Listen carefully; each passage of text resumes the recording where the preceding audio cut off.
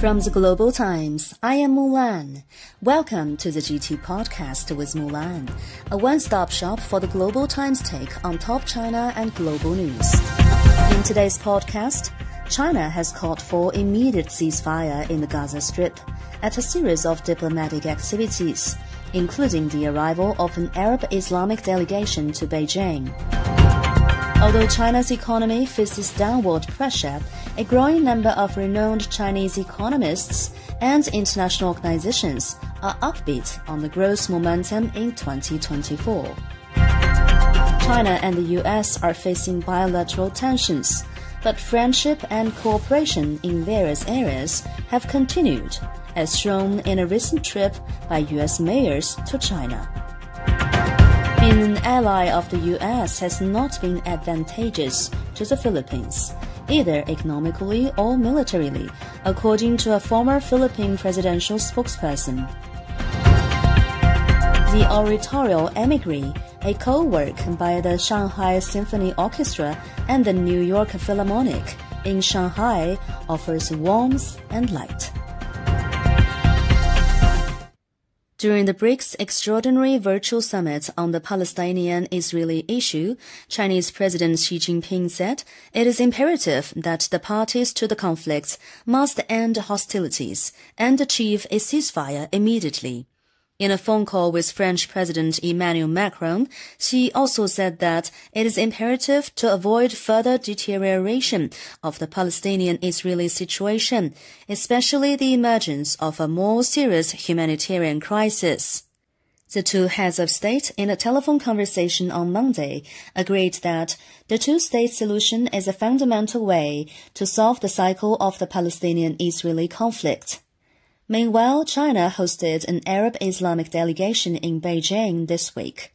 During the visit, China urged an immediate ceasefire in the Gaza Strip, expressed opposition to any forced displacement and relocation of Palestinian civilians, and emphasized that any arrangement concerning the future and destiny of the Palestinian people must have their consent.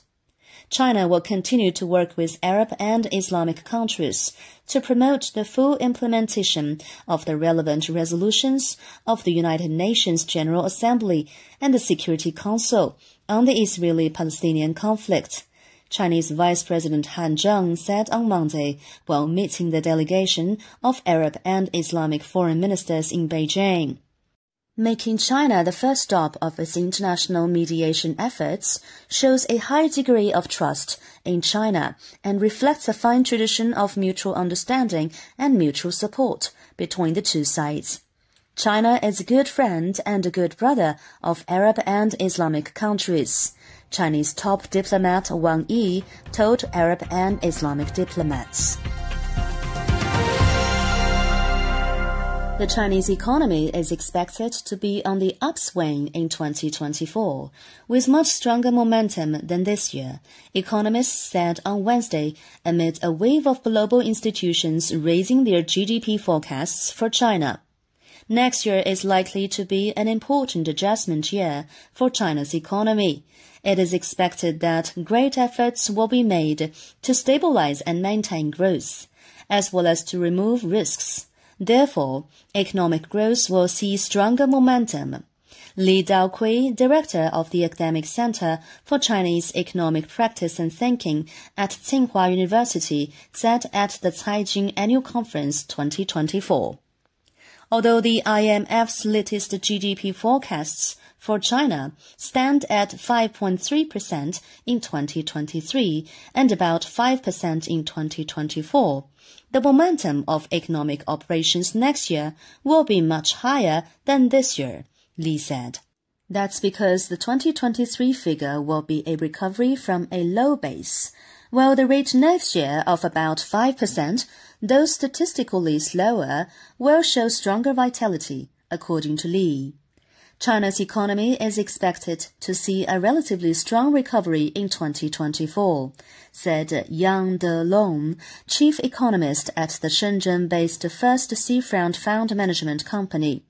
The GDP target may be set at above 5% next year, according to Ming Ming, chief economist at CITIC Securities.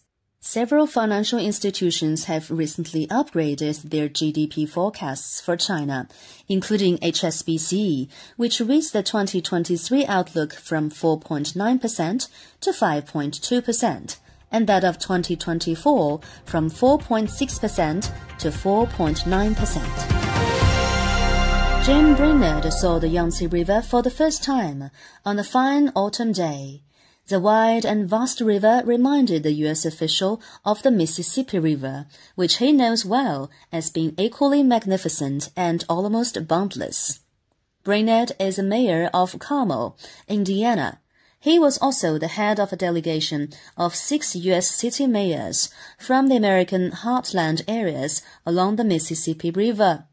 Earlier this month, the delegation visited Wuhan, central China's Hubei province, in the middle reaches of the Yangtze River, as well as the nature reserves on Shanghai's Chongming Island at the river's estuary.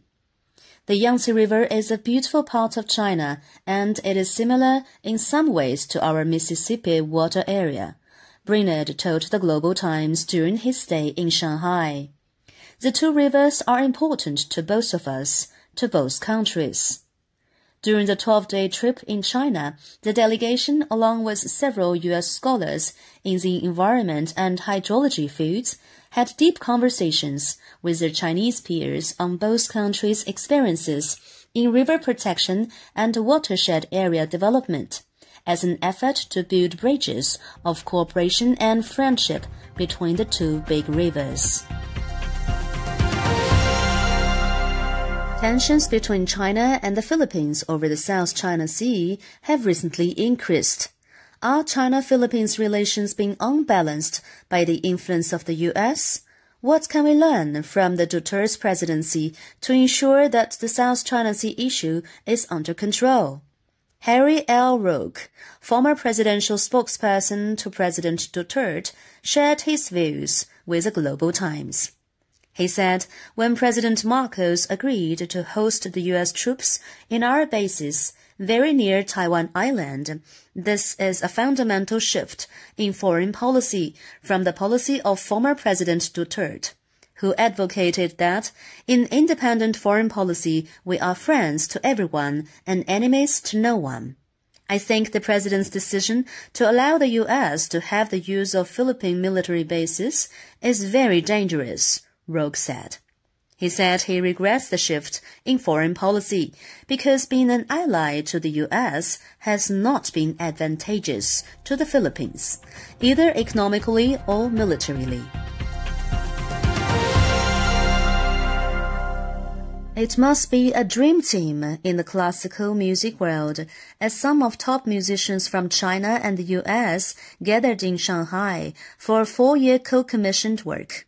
The oratorial Emigre, commissioned by Maestro Long Yu, the Shanghai Symphony Orchestra and the New York Philharmonic, made its global premiere in Shanghai on November the 17th to the 20th.